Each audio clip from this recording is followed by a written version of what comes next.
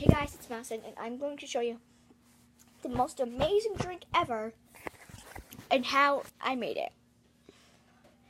So inside this container cup thingy, it is a amazing sweet but still a tiny bit tart. Actually, no, I guess it's not really that tart, depending on the amount of each ingredient you add.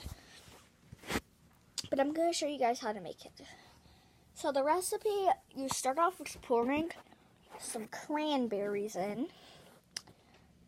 And by the way, I use only fresh organic ingredients for my flavored water thingies.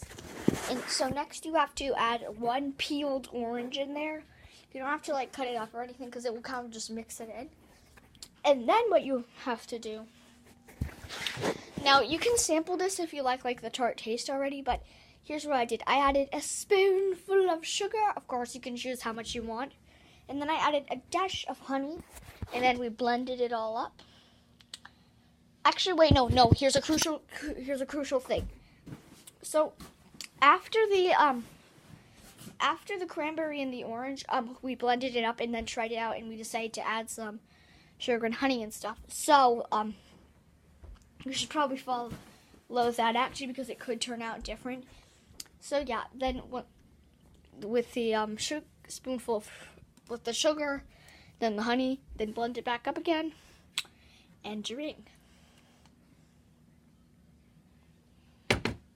Now, by the way, if you hate drink with pulps and seeds in them, then this drink definitely isn't good for you. But if you don't really care about that stuff, then enjoy. Alright guys, here's my recipe, so bye-bye. Oh yeah, I forgot to mention you have to add water. I feel like this is kind of like a smoothie, I guess, but it doesn't have the consistency. I'll just call it a smoothie. Okay, so bye-bye.